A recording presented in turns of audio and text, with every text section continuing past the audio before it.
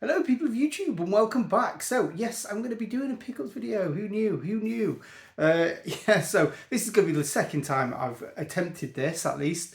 Yeah, I should be just banned off doing YouTube because I'm just not very good at it. I just always have some problem or an excuse. I'm just not very good.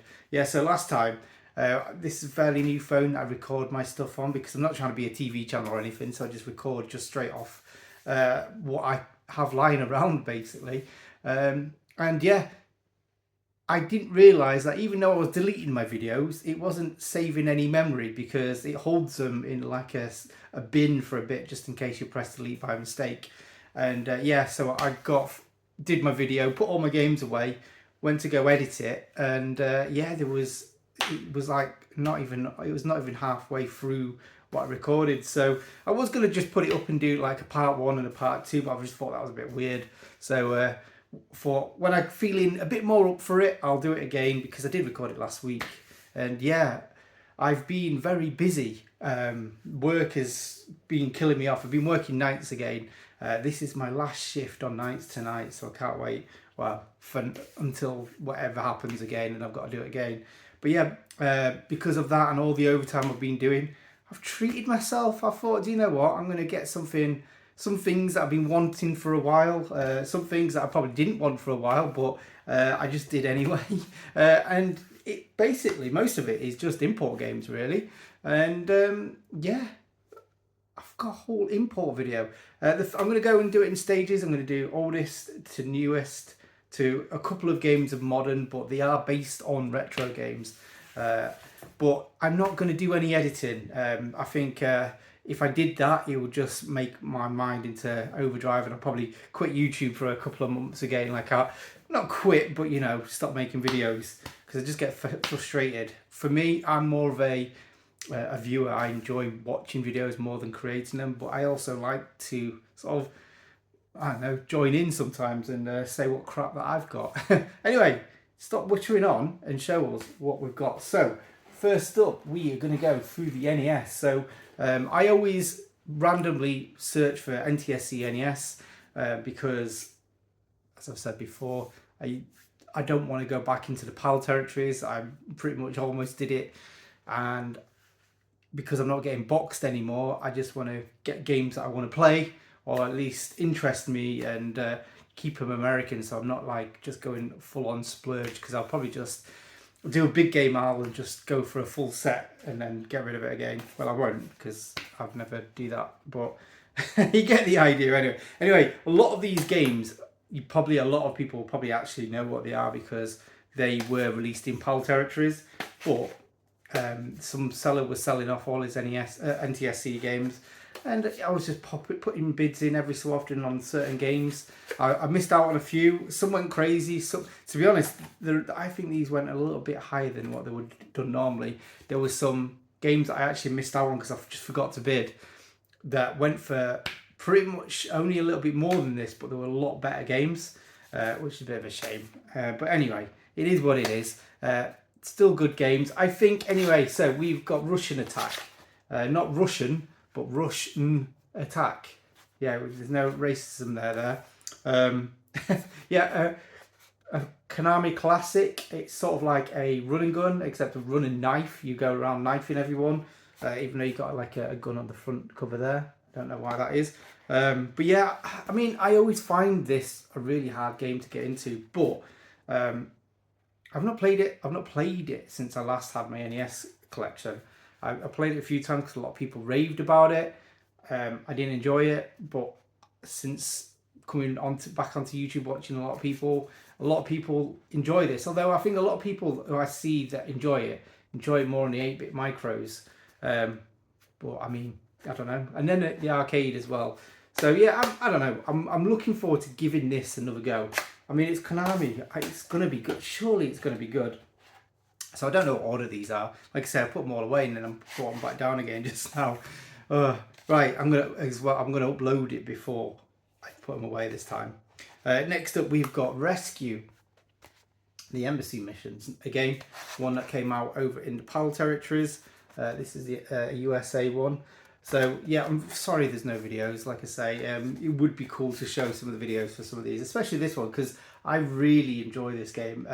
More so on the Amiga. I played this a lot on the Amiga back in the day, but it was called Hostages on the Amiga. I don't know why it's called Rescue over here.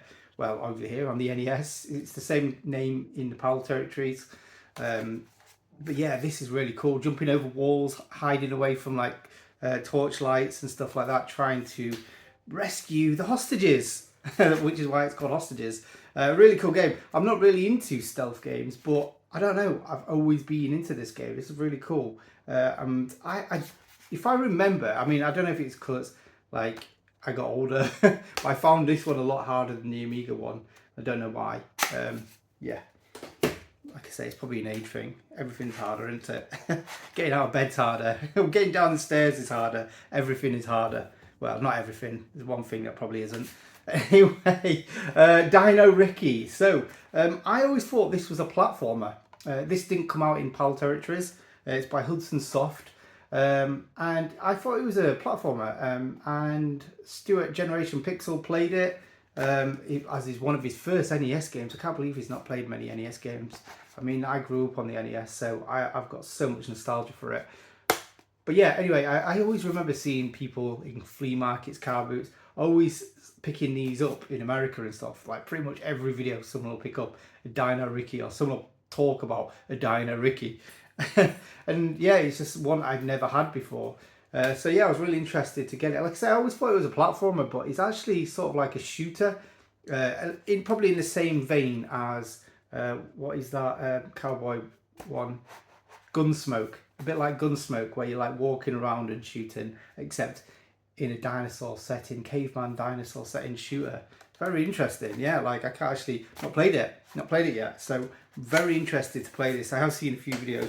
I've heard a few people. I think it's like mixed reviews. Some people either love it, some people hate it. It looks okay, but not as good as this next one. Another one that didn't come out in the UK, and it is Sky Shark. Taito Classic shooter, and this absolutely looks fantastic. Again, I've not actually played. I played this on the arcade, not played the NES port, which looks fantastic. I think it's probably called something else somewhere else as well. I think there is another name for this. Is it Fire Shark? Is it Fire Shark on the Mega Drive? This actually is as well. Yeah, or was Fire Shark the sequel to this? I can't fully remember. But yeah, this looks flipping incredible. Like, it's a lot of the NES shooters are very drab, very plain looking, with not much detail. This seems to have a little bit of everything. It's got the detail, it's got the speed. This looks like a fantastic game, and I hear a lot of people talk about it. Again, this is a really cheap game, less than 10 quid. Less than 10 quid, so yeah, really pleased to add that to the collection. Next up, another one that didn't come out in the UK, however, it's probably known by a lot more UK people from the 80s, 70s and 80s than the Americans, so it's a bit strange that it only came out on the NES, and that game, of course, is Cybernoid. So yeah, I mean, there's probably a lot of people who didn't realise this came out on the NES. Published by Acclaim. I actually don't know who it was who published it, but what's that guy? The composer of a lot of chiptune music.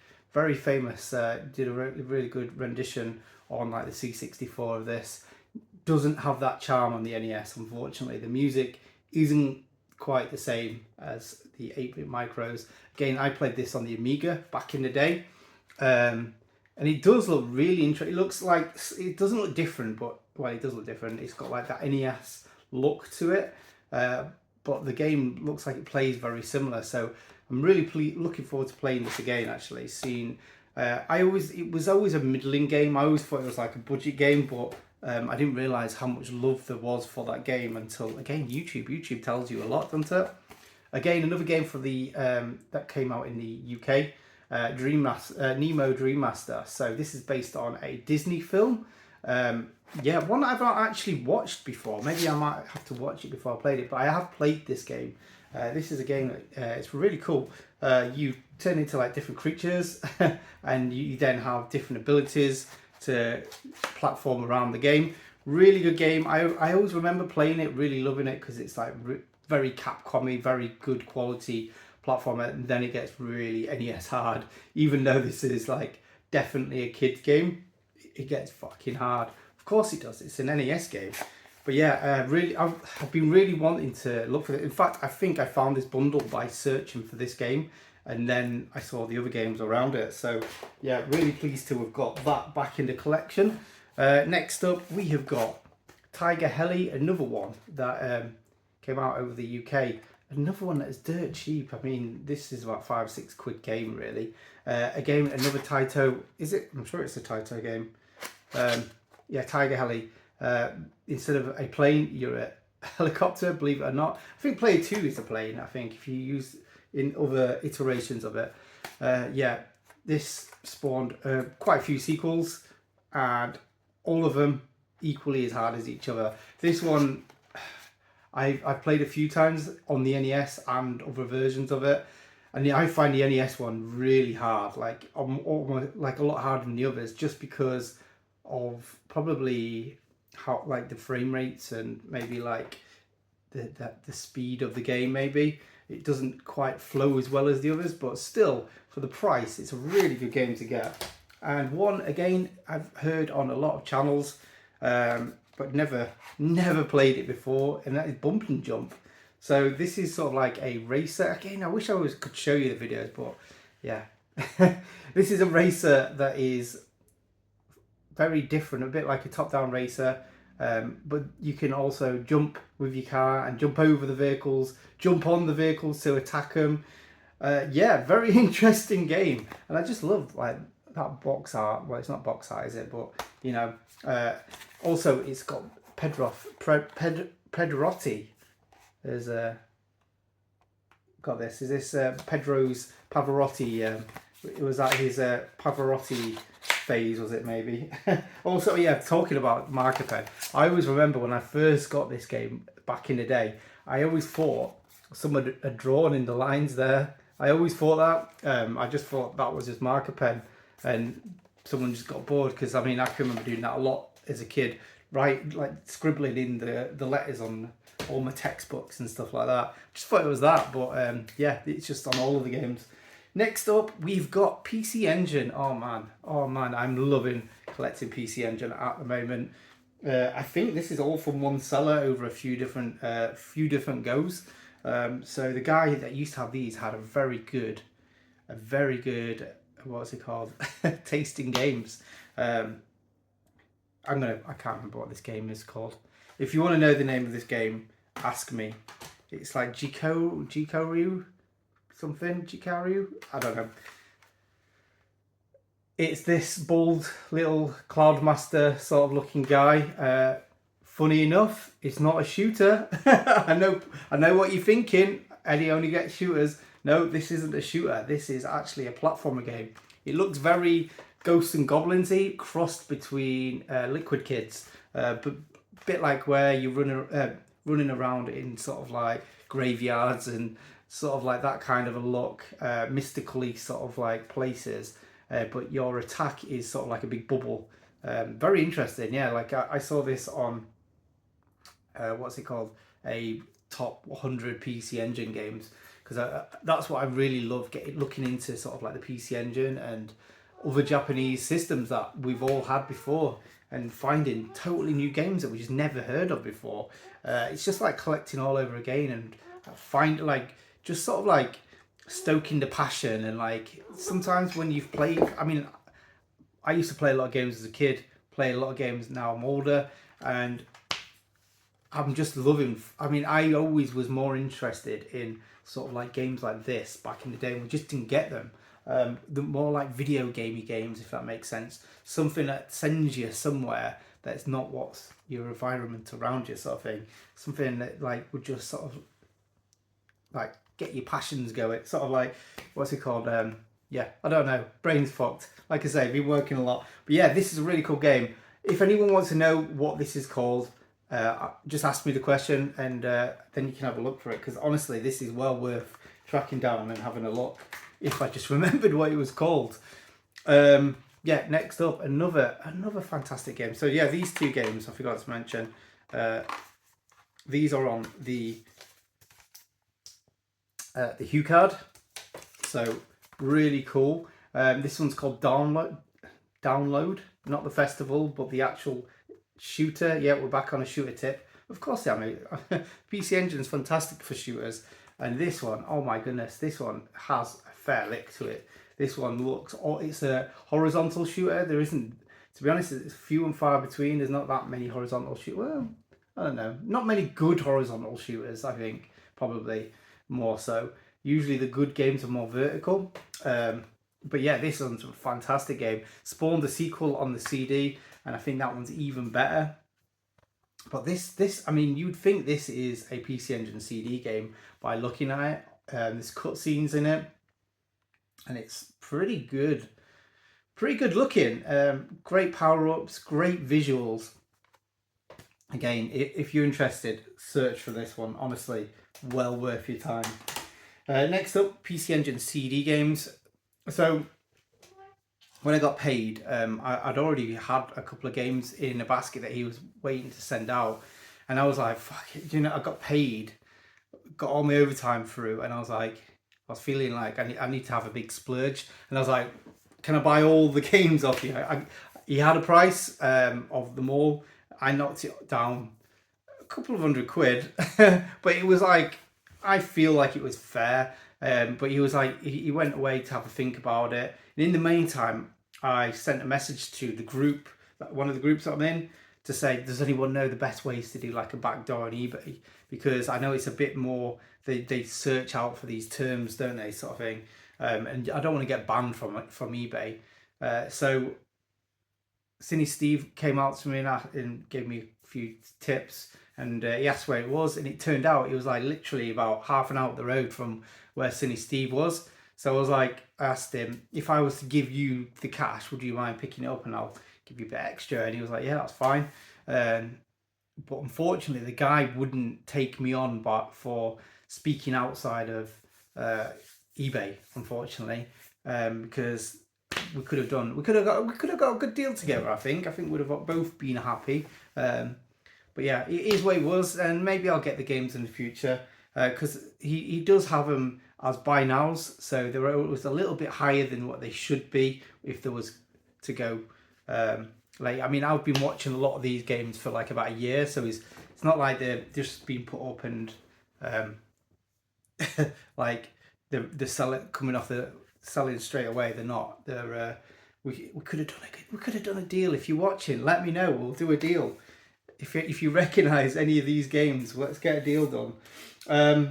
Next up, again, probably from the same seller, Shadow of the Beast. Oh man, this one is on CD.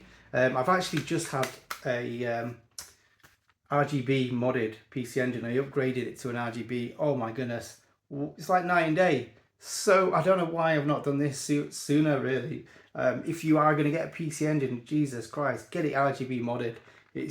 These games look stunning, and this one is like probably poster child of why you should get it done. However, fuck me, this game's hard. This has got like cutscenes. Soundtrack in it is stunning. I mean, everyone probably knows what this is. Again, a very Amiga game. I hated it on the Amiga. I kind of hate it now. I mean, the thing is, back then I wasn't sort of blown away by graphics. It was more so the gameplay. But this, you can't help but appreciate how good this looks. It's just amazing. I got to the first boss and it just annihilated me. You've got one life to do this whole game, and yeah, fucking hell, it's hard. But Jesus Christ, for an 8-bit system, this really does parallax scrolling very well. Like, there's like the floors moving, the background's moving. Oh man, such a beautiful game and great sounding too. Amiga classic. So next up we have got PC Genjin or Zengin, basically Bonk as a shmup. So people probably know who Bonk is, and this is called, I think in America it's called Air Zonk. There's two versions of this. There's the Hue card one, and then there's the CD one, and I believe they're both different games. I think I'm sure Sean Horatio Van Basten told me they're both different games. I thought it was just the same but with like a soundtrack, because I know Bonk 3 did that. But Jesus, I played this. This was a fun game, not a hard game or anything, until you get right to the end and you got like a boss rush of all of them, except they're all miniature. It's such a zany game, like honestly, like you've got some really cool power-ups that are like sort of like particular to the stage. This plays more sort of like a platformer than a shoot. Well, I mean, it does play like a shooter. Of course, it is. It is a shooter, but it's got sort of like got the stage set pieces, I think, that you would associate more with a platformer. Sort of like you go to like a TV station and there's like all these little crazy things happening in the background. Like I say, this is incredible to say this is running on an 8-bit system. You've actually, with the CD ones, I forgot to show you, you can actually see the screenshots. So you can probably see how crazy all this looks. Honestly, this is a fantastic game. Yeah, can't wait to play this again. I didn't quite beat it, which I need to beat this. I thought I was going to win the CC at one point, and then, like I say, got to that boss rush, and yeah, it all changed. Next up, another unpronounceable game, but fortunately, the person who had it before put the name of it inside, and it is Kaizu Showin, or what probably a lot of people just call it as Shibibinman 3. So this is again a CD game, if you didn't notice. CD game. And this, a lot of people call this a sort of like a Mega Man clone, and I think the developers of that knew that, and when it became the third game in the series, they changed it up a lot. So basically it was like a little robot that you went around platforming and like shoot. It was a lot more simple than a Mega Man clone, but it did look, the first one really did. I think it's called Shockman, the first game. There's also a Super Famicom game of this that didn't get released, but then it got like, I think someone took the rights of it and released it unofficially, which I wouldn't mind actually. I wouldn't mind that game actually. But yeah, this one really changes it up. This one becomes more of a sort of like an action platformer where you have a sword that I think can extend and fire a little bit of energy from it as well. Really good looking game. I actually picked up a game, what is it called? Bravo Man, except it's called something very similar to this in Japan. I picked it up thinking it was one of them games, and it wasn't. It's a very basic looking robot platformer, where these ones really good. I've only got, this is the first one I've got. I need to get 1 and 2. I really want to get 1 and 2. They are, I think they're a bit more up my street. I do love run and gun games. But yeah, this one, did I show you the back? Yeah. You can't really see much on the back. It's not much other than the cutscenes. It does look a lot better to play. Not that I've played it, I've just watched videos on it. But they will be getting played. I was hoping to play all these, but like I say, I've just been really busy. But after this week, well, probably going to get busy another way, but not work way, so that's quite good. Next up, a shooter that I've been wanting for a long time. The cover looks very cool, but very boring. It's sort of like pixelated. Looks like it's just been taken straight from the game and blown up.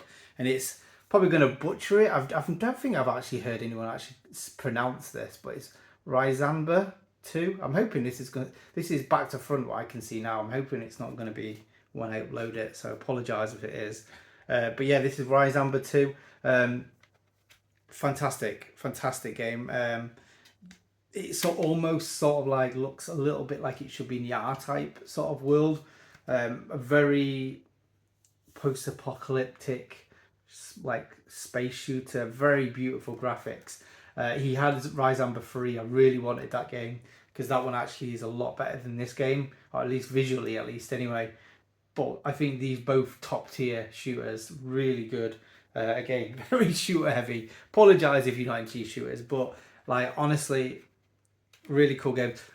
What you probably, I probably mentioned this before, with Dreamcast games you usually have a Japanese name there and you have an English name there, but PC Engine games unfortunately don't. So when these go onto the shelf, because I've totally run out of space to do them all forward facing now, which is a shame, and I've got to choose which one's going to be forward facing, and that's a hard decision. It really is. Some great looking covers, but then there's ones that mean more, and it's like, which ones do you choose to put up there? I don't know. But anyway, I've also, again, going off topic, I bought a CD wallet as well, so I can have them all displayed, but then I can also have them, so I can just take them straight out and play them. straight out of a CD while I'm playing, because I do play these games. These are the, I mean, I've been playing my PC Engine probably more than anything. So, like I say, it's been great to have upgraded it. But anyway, that was the PC Engine stuff. We're now on PlayStation, PlayStation 1. I've been wanting this game for a while, and this came up and it sold for nothing. It was like, it was all on bids, and I think I paid 40 quid for it. In the Hunt. In the Hunt. Or as it's called, Kaitiden So in Japan. It does have an 100 front. So yeah, I mean, realistically, I've double dipped here. I own this on the Saturn. I own this on the PAL Saturn. And that has got so many problems with it. There's so much slowdown. You can't, if you have the controller plugged in, you can't start the game. It just gets to the splash screen, and then if you keep it plugged in, it can't progress to the menu. So such a crazy bug to have actually been released like that. But I've heard the PS1 version is so much better. It plays so much better, which a lot of people think like the Saturn is the shooter king for that generation. But like, you know what? There's a lot more PlayStation 1 games that actually run better. That I've been told. I mean, to be honest, I have played some of them and I can't tell. Personally, I can't tell the difference that some people say. But in the Hunt, you definitely can. It's like night and day, what I've seen at least anyway. Look at that cover as well, though. That is fantastic. It's worth it alone just for having this. I mean, people know what this game is now. It's basically Metal Slug as a submarine. It really is. This came out by, I think, the same team, but before Metal Slug. So yeah, really cool. Really cool. Really pleased to get this. And then we've got a couple of games influenced by Nick at Red 7. Yeah, bad influencer. I mean, I would wish I could get some of the pickups that he gets. I mean, flipping heck. he must spend some pennies over there. But he showed this, and I've been wanting this for a while. This usually goes for a lot more. And he showed it on his video, and he had a video.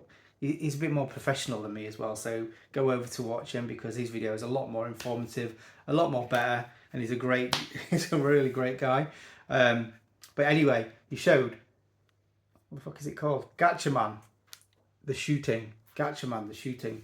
So it was released as a budget title, and again, I've not played this. These three, hang on, I'm gonna sneeze. A couple of these. Sorry about that. God, we got there in the end, didn't we? These have just come through the door today. So it's a good job. These wasn't on the video before, so it's a good job. We waited a little bit. So yeah, this is, people know this series as, what's it called? Battle of the Planets, Gotchaman. But I got this for dirt cheap for this game, at least anyway. It was 36 quid posted, I think it was. And the reason why is he called it Gotchaman, so the name was wrong. Although he did have like, he was one of them sellers that was obviously selling off a collection, as he had like loads of different games, really good ones that I would have loved to have got as well. But even though I've done some overtime, this has all come up to a flipping lot of money, especially for me. But yeah, this is Gotchaman. This is really, like I say, really simple shooter. It doesn't show you much on the back. A really simple shooter, but like it looks really pretty as well. So yeah, if you want to see it, go to his channel. I've just spoiled the video that he's got it, but you know, sorry about that. It was a couple of weeks ago. You should have watched it by now. And the next one, the heavy hitter, the one that I actually look on eBay every so often to see if any is a reasonable price. And he showed this, and it was a reasonable price. And I sent him an offer that was a bit taking the piss, to be honest. But he went in between, and we agreed. And for a lot of money, over 100 quid, let's say, we got Zank for the PlayStation 1. So this one's in a bigger case. So Zank. Yeah, so this I actually have on the Famicom. I think it's one of them ones that's like 10 a penny. It's really cheap. but this basically has. It's like a compilation. It's got the original on there. I think it's the arcade version. And then you've got Zank Neo, or New Zank, I suppose. And to be honest, some games that I hear a lot of buzz for, like this, I don't watch videos because I kind of want to experience them for the first time. And yeah, I was really looking forward to playing this game. Like I say, I enjoyed Zank. It was a very basic shooter. And when I started playing this, I was like, shit, I think I wasted my money. I really did. It just, the levels were very simple, very easy. And I was like, this isn't what I was expecting. And although it didn't really change that much, I mean, it did. It's not the most visually stunning game or anything, but I don't know. I think it twigged with me as the game was going along, and I really enjoyed it. Oh, my boss is ringing me now. But yeah, you can wait. But yeah, we've got the spine cartridge. This is in flipping fantastic condition. I don't think I could recommend this to everyone unless you're going to play it on like sort of emulation or something. But yeah, it's a really cool game. Really cool game. Is it worth the money? Probably not, unless you're a really big... This is... Do you know what? This is like the shooters fan game. It's sort of like... It kind of like... It's like a test of skills. There's a lot of like just shooting things randomly just to try and get a high score. It's a very high score-esque style game. But yeah, really cool. I am pleased that I've got this. Just wasn't what I was expecting, I don't think. We've got three more games. Let's rush through these then. We've got Gigawing II on the Dreamcast. So yeah, a game from the same seller as a couple of the other ones before. This one, I always said I wasn't going to get this game because I just find this game overly difficult. Because I played this on emulation a few times. Not emulation, but on, what's it called? The Dreamcast GDMU. So I've played this a few times and Jesus Christ, it's hard. It's a little bit more 3D visuals than the first one. So again, because of that, I didn't fully like it. But this sold for 40 quid. So yes, it's a lot of money. Of course it is. But it just also kind of...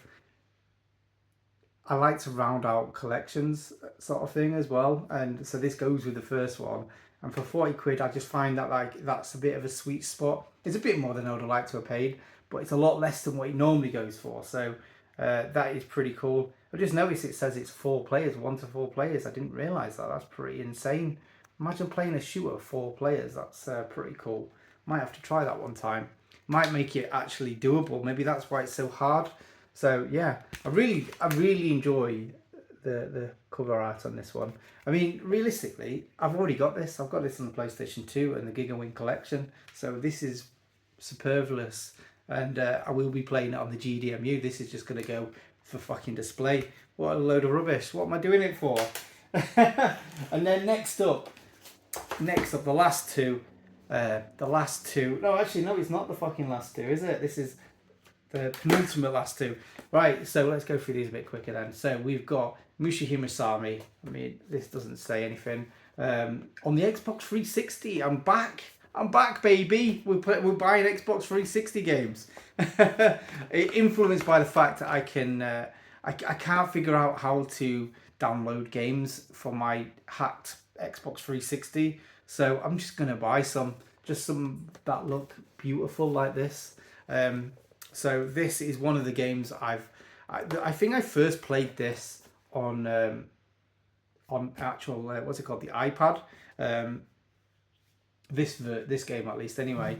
And such a good game. I mean, people call it Bug Princess over here. I think that's what it was called on the iPad back in the day. But yeah, this comes with a soundtrack and then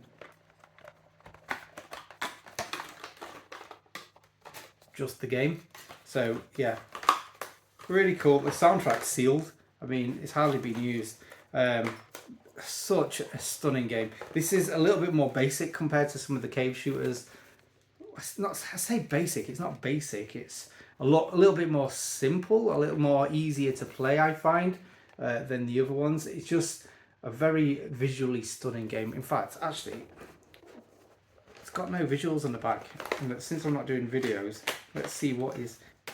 Let's have a look at the back. So, can you tell? Can you see how beautiful some of these visuals are? Yeah, really cool. Very supernaturally, like sort of like in a bug sort of world. There's a lot of insects and stuff like that flying around. It's not a space shooter like people usually expect. It is one of the more abstract sort of shooters that are out there, and I love that. Sometimes it gets a bit too much like a military game after military game. I prefer these sort of like these ones.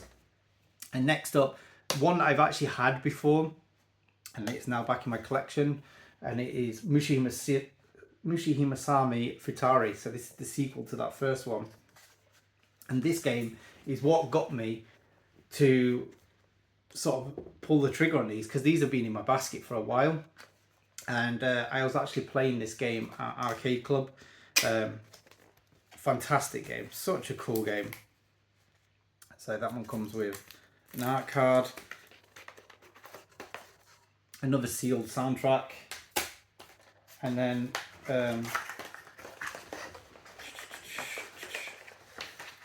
the game itself. So when I originally had this, I actually had the classics version. So, and the reason why I had this is because some of the shooters actually play on PAL systems. So you don't have, I mean, Xbox 360 is region locked, but there's a few handful of these that play, and usually they are more expensive. So crazy that I actually had this before, and when I sold it, 8 years ago, I actually got probably about the same, if not more, than I actually bought this big box set for. It's wild, I find. But yeah, that's really cool. There's a really cool boss. The first boss, like you fight against this big T-Rex that's like running towards you. Really cool. I just love the Mushi Himasami games. Like this, like I say, it's just like that creativeness that you don't get with certain other things. And yes, we're going to be going. I'm gonna finish without a shooter. It's not going to be a shooter on the last one, but these modern games, and we've got GDLs. This is the Aleste collection. So it's a double-sided cover, so people maybe have seen that cover before. I've got it this way because I just like the fact it's a little bit different. Been playing this a lot just recently. Really enjoying it. People probably over here know it more as Power Strike 1 and 2 on the Mass System. But it's part of the Aleste series. I think they are actually slightly different than each other in sort of like in the world of Aleste, I think. But yeah, they do play different. All of these seem to play differently. So this is a series of 5 games. You've got the 2 Mass System games on here, and you've got 3 Game Gear games, which is why it says GGLest. And the bit that's very special to this is GGLest 3 only got released like 2 years ago when this actually came out. You know, the Game Gear Micros?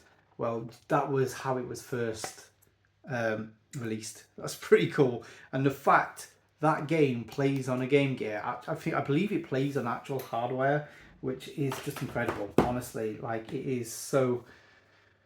I'd love to see it happen. It plays sort of like a PC Engine game, and we've been playing it as a high score group, and I've been loving it.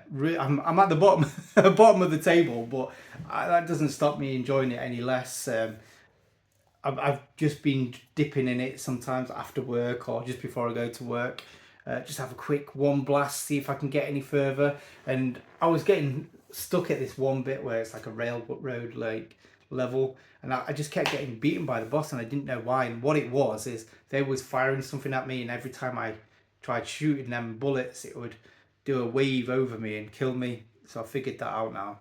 So once I did, I progressed a little bit more and then died. But I've not played it again since, so I need to go back. So this is, again, M2 shot triggers.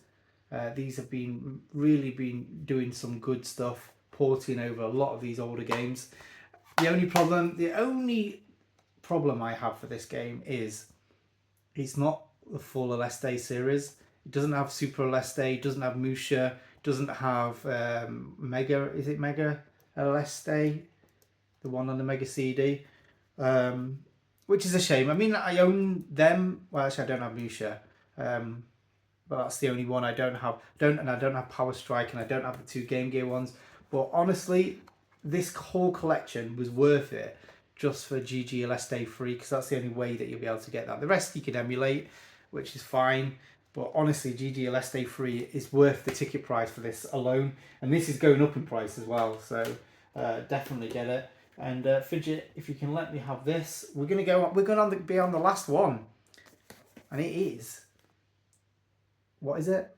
It's Blaster Master Zero. Yeah, it doesn't have any sort of branding on the front of it. In fact, it's a bit of a shame I forgot to show you something that it came with. So yeah, look at that box. It's so fucking stunning. It's got like gold leaf in it. Beautiful. Absolutely beautiful. So this is part of the Blaster Master series. It plays like the NES version, except just got so many modern extras to it, which is so cool. I just love it. I mean, it's just such a nostalgia trip. I played the first 2 of these digitally. And yeah, I got... Because Dylan was been buying a lot of stuff on Amazon Japan. I bought a couple of things from them before. Found it really easy. And because of that, I've got like a big wish list in there. And this has been in there. And I think Dylan showed like the Blaster Master 3 from Limited Run Games, which I don't know why I never got them, but I'm kind of glad I didn't, because I'm just happy with this Japanese version. This is such a stunning set. It plays in English, which is good. I have taken it out and played. I started playing it just to double check to see if it did, and I just carried on playing it. It comes with... You can buy it just as this version, which is a little bit cheaper. To be honest, it's not actually that much more to get it as the special edition.